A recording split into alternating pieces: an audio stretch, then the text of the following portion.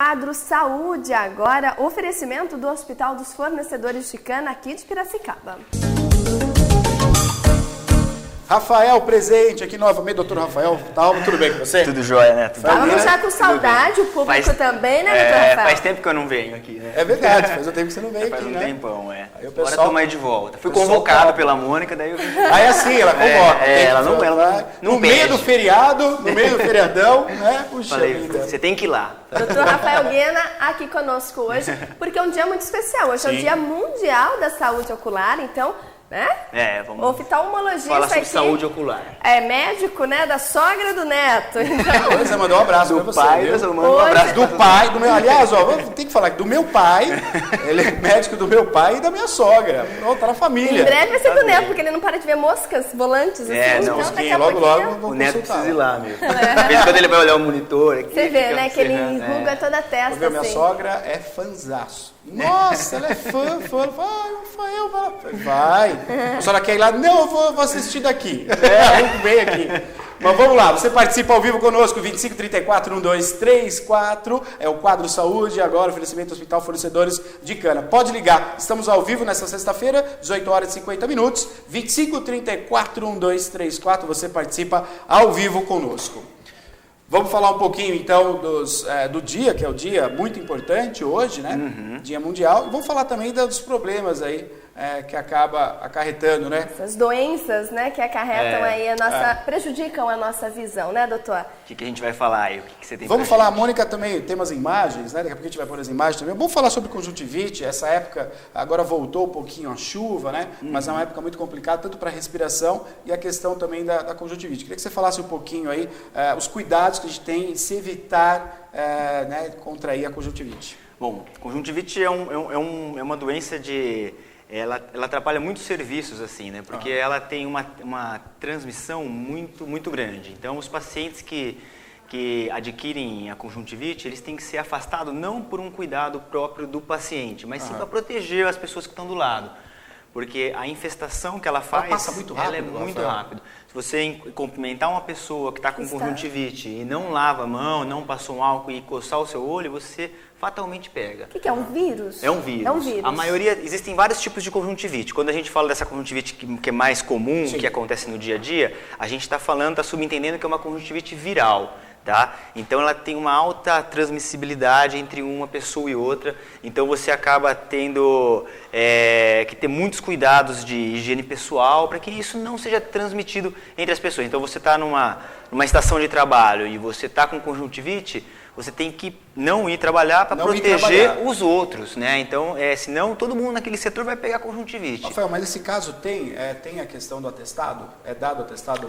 Se for comprovada realmente uma conjuntivite, que é uma conjuntivite viral, comprovado pelo oftalmo, tudo, e isso, que essa infecção está presente na pessoa mesmo, essa pessoa tem que ser afastada mesmo para proteger, para que não alastre essa conjuntivite naquele setor do trabalho. Só a viral que passa, doutor? Só a viral. Tem a bacteriana, a gente está vendo ali, a alérgica também? A bacteriana ela é muito rara, né? Então a viral é disparado o mais comum. Mais comum no dia a dia aí, né? A alérgica que dá mais em crianças, em algumas pessoas que já têm uma suscetibilidade a ter esse tipo de conjuntivite. E o olho ele fica com essa característica mesmo, né, Rafael? Ele fica afetado assim, ele fica... É um olho bem engurgitado, um olho vermelho, né? Um olho com bastante secreção. Geralmente algumas conjuntivites que elas depende a cepa do vírus, o subtipo do vírus que ela dá, até prejudica a visão do paciente, né?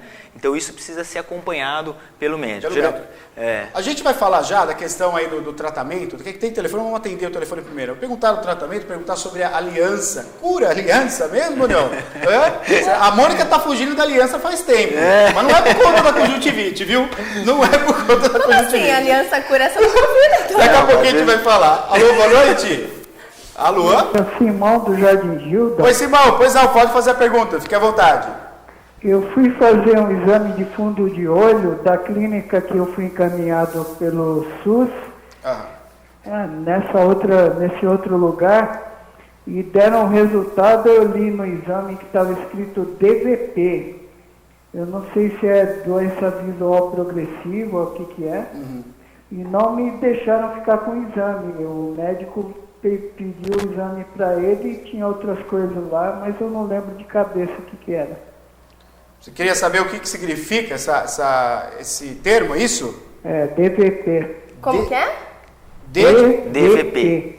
Pois não. É degeneração do vítreo isso aí, né? É um acometimento que geralmente não está muito ligado a alguma patologia. Eu não sou especialista em retina, tá? Acho que às vezes tem alguma correlação patológica, tem que ser interpretado e falado pelo médico que acompanhou ele, né?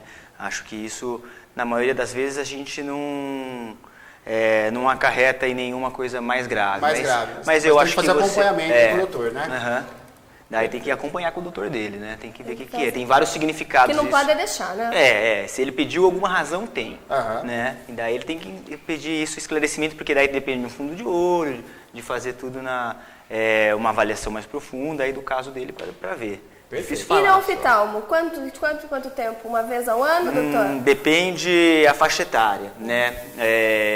Quando passa dos 40, assim, é legal ir uma vez por ano, porque vem a tal da presbiopia, da dificuldade de ver de perto, e aí tem que fazer esse ajuste do óculos aí a cada um ano e meio, que a visão de perto vai sendo perdida progressivamente. A questão da visão de perto não é só uma questão, eu queria que você falasse isso, Rafael, não é só uma questão da dificuldade aí de você ler certas coisas, mas ela agrava se você não tem um óculos que ajude ou não. É só uma questão mesmo de conforto. É uma questão de conforto. Se você não usar...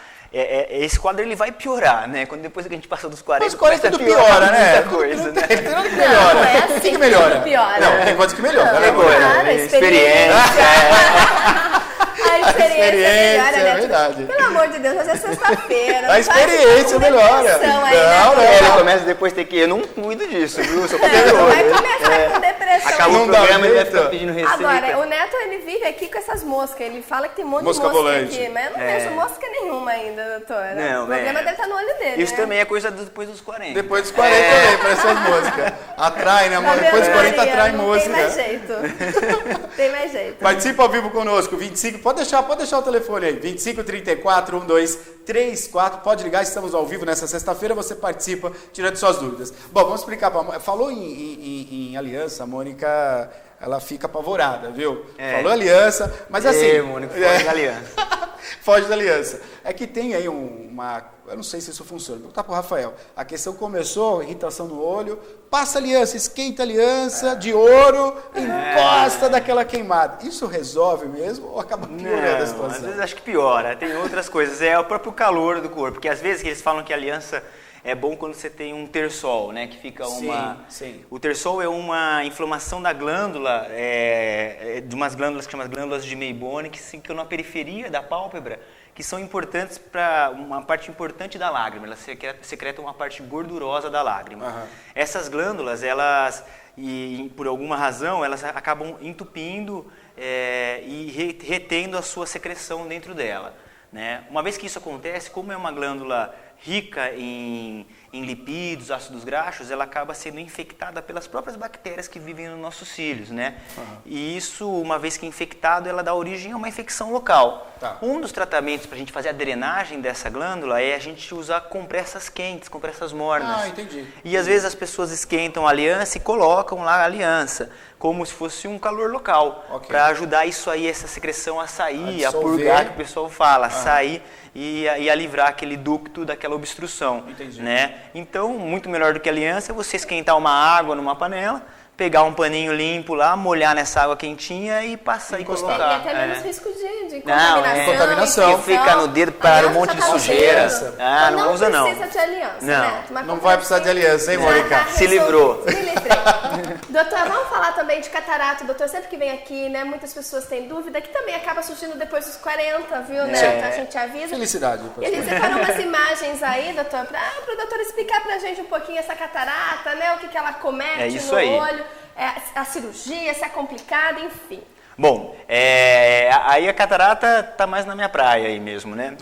Já é mais você trabalha mesmo, né? Muita cirurgia. Bastante, Bom, catarata, quando a gente fala de catarata, a gente fala de uma opacificação aí do cristalino, que é uma lente que a gente tem dentro do olho aqui, né? O cristalino, ele é responsável por fazer a focalização da imagem. Então, quando a gente vê um objeto e a gente vê ele nítido aqui pertinho, esse cristalino é que faz o foco dessa imagem aqui pertinho. Então é uma lente que ela se molda de acordo com a distância que a gente está observando. Ela se molda, ela fica mais gordinha ou mais comprida. Tá? Então se a gente quer olhar lá longe, do outro lado da rua, ela relaxa os músculos que tem aqui, ela fica mais fina, ela perde potência, você enxerga lá longe. Entendi. Se você quer ler pertinho, ela aperta, ela fica com uma potência maior e você consegue enxergar. Ele tem uma degeneração que vai acontecendo desde a hora que a gente nasce. Tá? Mas, e vai fazendo com que ele comece a apresentar algumas lesões dentro dessa estrutura que vai perdendo a característica de transparência, de lente. Tá? Esse processo é um processo acumulativo. Cada vez que você vai passando o tempo, mais desgaste vai acontecendo. Chega um determinado momento que esse desgaste começa a provocar uma perda de transparência dessa lente. Então, a lente normal, ela tem uma transparência que nem uma lente de óculos, que a luz atravessa ela para a gente poder enxergar. Chega num determinado momento, ela começa a ficar ter uma degeneração grande, perder a água, ficar mais fibrosada, que ela começa a perder a transparência dela. Então, quando a luz vai atravessar, ela não consegue passar. É que nem se você tivesse óculos embaçado. Entendi. Tá? E aí passa só parte da luz. Então, a visão do paciente de catarata é uma visão difusa, ele consegue enxergar as coisas, mas ele vê como se tivesse uma névoa, alguma coisa assim, como se estivesse com óculos, esse óculos estivesse todo embaçado. Agora, há um problema do tipo, quer dizer, eu vou me acostumando com essa névoa e não percebo? Acontece isso? Isso é um processo lento e gradativo. Então, alguns pacientes que vêm, às vezes o processo acontece assimétrico, então um dos olhos tem uma degeneração maior do que o outro, e aí eles falam assim, não, doutor, olha, piorou muito esse meu olho aqui, né? Nossa, esse olho está com a visão ruim. Aí você vai ver, ele tem uma catarata enorme nesse olho, mas no outro olho também tem, tá? Aí ele fala assim, e esse aqui? Não, esse aqui tá bom. Né? Porque já acostuma, ele relaciona um com o outro, é tudo uma questão de comparação. Quando a gente opera e devolve a transparência para ele fala assim, doutor, agora você operou esse e agora o outro ficou ruim. Ficou enciumado. A fala do meu pai foi essa. A fala do meu pai foi essa. Já estava ruim. Agora e geralmente ele fala assim, eu quero operar esse aqui não. Depois que opera esse, não, doutor, agora piorou esse. Aí vamos operar o outro. E é visível, que nem a gente vê a foto, para quem vai conversar, a gente consegue ver como se fosse essa nata branca. Isso é um caso mais avançado. Aproxima para nós aqui, vamos ver se a gente pega com a câmera aberta para ele mostrar, o Rafael mostrar para nós. Aproxima aqui para nós.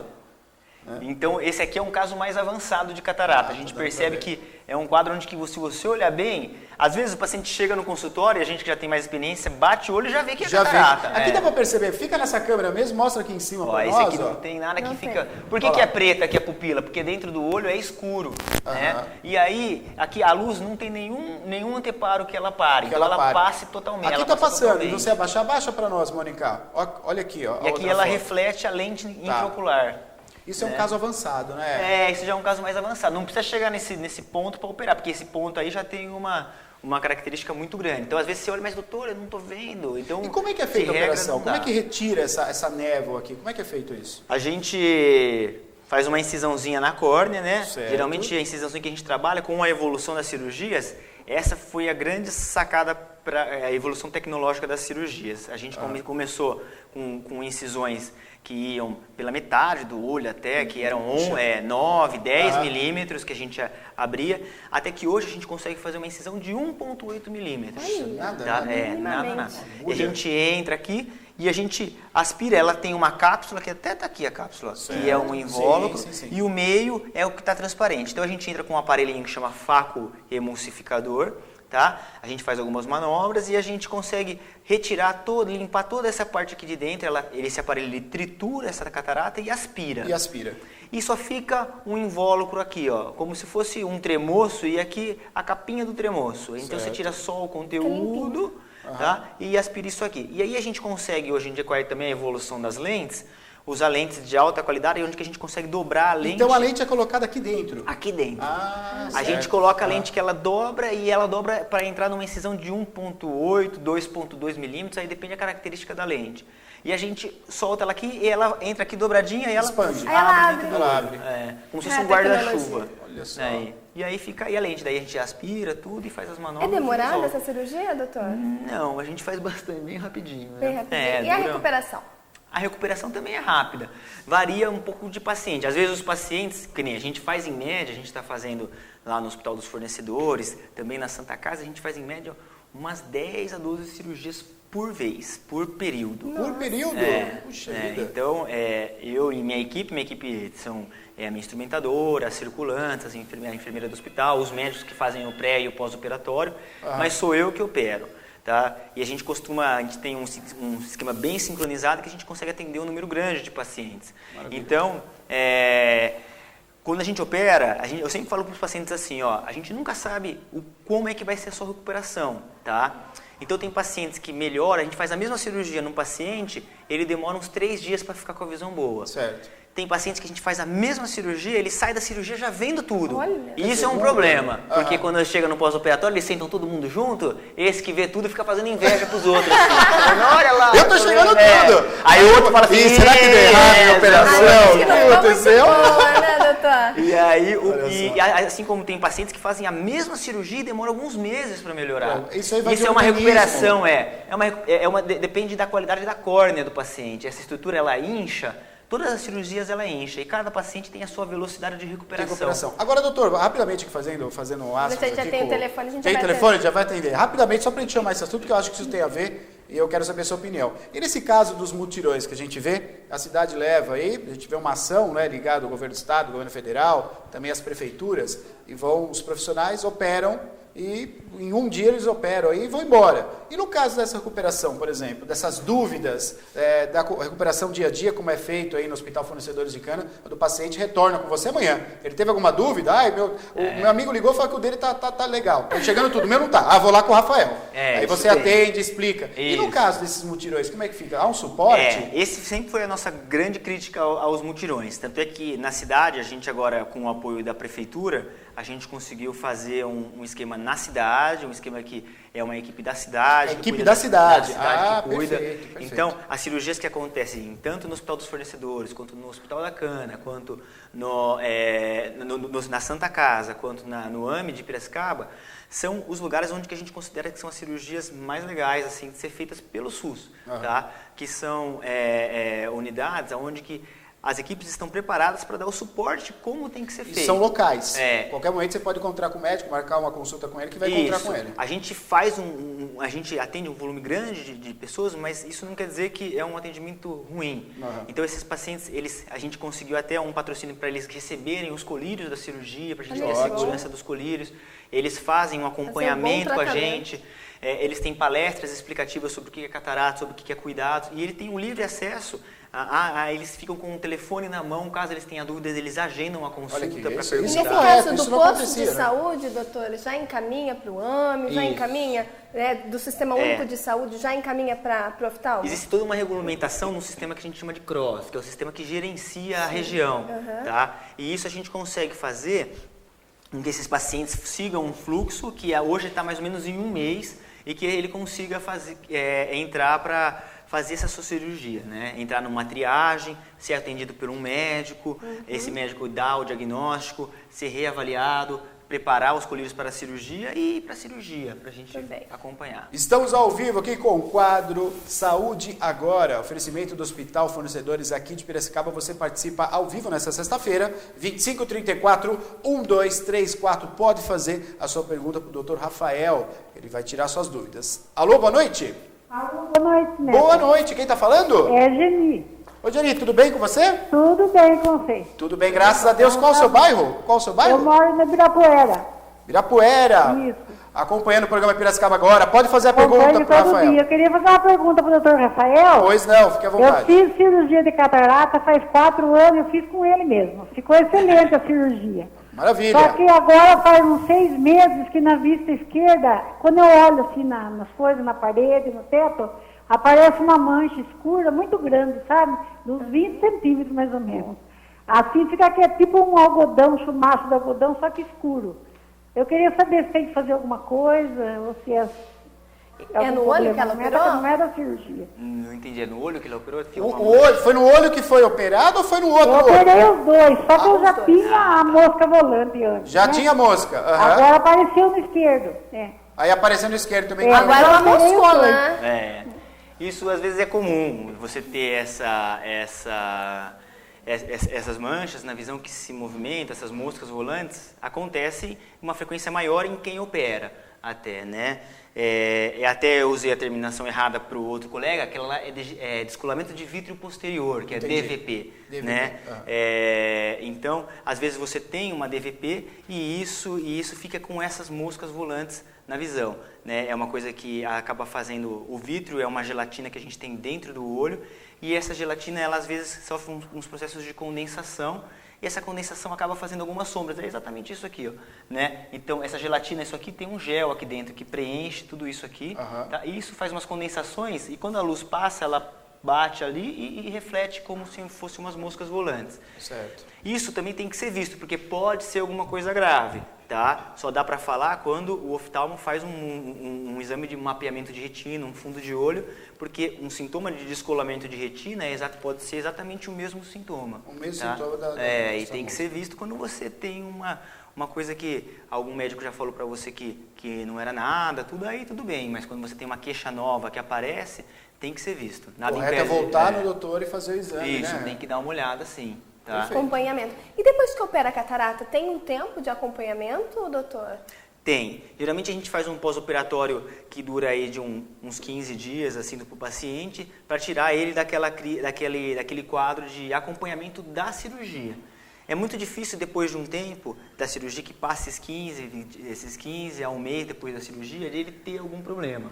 Tá? Mas mesmo assim, depois de um ano, ele tem que fazer uma revisãozinha para ver como é que tá. E aí segue no acompanhamento normal. Eu costumo falar para meus pacientes que depois de 1 ou 2 meses, o olho dele tem que se comportar como um olho normal. Então ele tem que ter os cuidados normais, que um olho que não operou também tem que ter, né? Ele tem que ter o acompanhamento na rotina da idade dele. E catarata volta? Não, a gente tira, né, a gente tira essa lente aqui não volta e mais. não volta mais. Não volta mais. Que beleza.